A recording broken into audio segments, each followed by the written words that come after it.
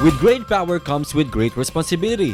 Kini ang usa sa mga iconic nga linya gikan sa sikat nga Marvel hero movie, ang Spider-Man. Gitagaan og kinabuhi kini nining usa ka vlogger gikan sa Leyte nga si Ruel Militante aka Spider-Max. Kini human siya miboluntaryo sa relief activities nga gipasiugdan sa mga Eastern Visayas-based aid groups. Gawa sa relief goods nga iyang dala, pahiyom usab ang iyang dalit sa mga chikiting kay siya nagsulob og Spider-Man costume atol sa relief operations. Nunot ni ini, nagtrending ang iyang hulagway sa social media di nakaani kini og makalingaw nga mga komento. Karong buntaga, atong himamaton og mas ilailahon si Ruel luyo sa iyang costume nga Spider-Man. Dinhi lang sa GMA Regional TV Live. Sa mga Spider-Man fans din ha, atong ilailahon ang real-life hero nga nanghatag og mga relief goods ngadto sa Leyte. Busa ilailahon ta si Ruel Militante aka Spider-Max. Mayong buntag ug maupay nga aga Sir Ruel Spider-Max. Welcome din sa GMA Regional TV Live. Ayan, pakibati ng isang masayang good morning dyan para sa ating mga kapuso. Maupay nga aga iyong tanan, lalo na sa mga kababayan ko sa Leyte, sa Palo Leyte. Maupay nga aga.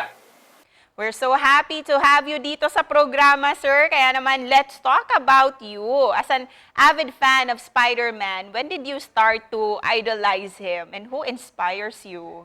Nagsimula po akong mag-idolize kay Spider-Man nung panahon na si Tobey Maguire po ang gumaganap sa karakter ni Spider-Man. Siya rin po nag-inspire sa akin dahil talagang nagustuhan ko yung pagganap niya sa karakter ni Spider-Man. Ikaw bilang nagpapasaya ka sa ibang mga tao with your costume, sino ba si Spider-Max sa likod ng kanyang costume? Sa likod po ng costume na ito ay isang simpleng tao lamang po. Ako po si Ruel Militante ng Palo Leyte at kasalukuyan po akong sales supervisor sa isang company. Paminsan-minsan ay sa sideline as delivery rider. Mahilig po ako sa musika. Mahilig ako kumanta at maggitara. Then palakaibigan at mahilig po magpatawa. At hindi lang mga relief goods ang dala mo sa mga tao that time kasi pati na happiness ay kailangan talaga nila. How do you feel na may napapasaya kang ibang mga tao? Nung nakita ko yung mga mukha nila, talagang bakas doon sa yung stress dahil sa kakaiba na yung wala na silang bahay. Yung isla na yun is about 35 kilometers. So malayo po yun. Marami pong mga bata doon at kailangan po ng medical attention at saka ng iba't ibang pangangailangan like hygiene kit at saka mga tsinelas, ganun. So naisip po ng grupo na ito ng Voice of Hope, Sprout PH, People Outreach Program at ni Sef TV na bumalik. Kaya sabi ko, nangako ako sa Dawahon Island na babalik kami. Sa relief operations ninyo, may gusto ka bang pasalamatan? Yes, nagpapasalamat ako lalo na sa araw na yun, January 8, sa Voice of Hope na pinangungunahan ni Miss Tonet at sa Sprout PH ni Miss Janelle at sa People's Outreach Program at sa aking idol na vlogger si Sef TV, si Joseph Pasalo.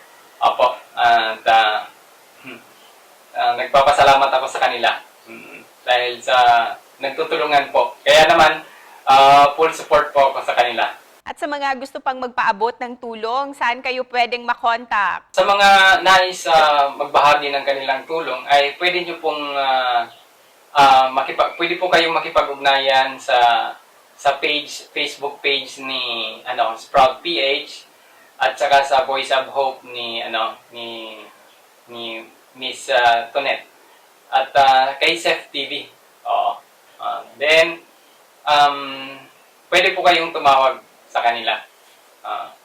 And of course, bilang si Spider-Max, what's your message para sa ating mga kapuso? Ang magiging mensahe ko naman po sa mga kapuso natin sa Eastern Visayas, specifically sa Samar at saka sa Leyte, Southern Leyte.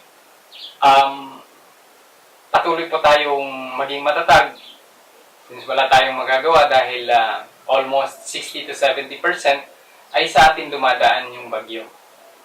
Lalo na yung mga malalakas na bagyo.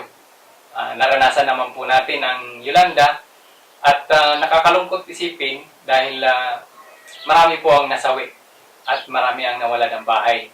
So, patuloy po tayong maging matatag at dahil nga naturingan tayong na most resilient people. So, tulad ng bata, sa tuwing nadadapa ay bumabangon. Dahil sa mga puno na nalalagas yung dahon ay sumisibol pa rin yung dahon. So, patuloy po tayong maging matatag at manalig, magtiwala sa may kapal. Siya lang po ang makakatulong sa atin at kayang-kaya, laban lang, raban, sabi pa nga. Daghang salamat sa iyo, Spider-Max, at ingat ka lagi. Thank you. Opo, maraming salamat po sa GMA Network sa inyo. Maraming salamat po.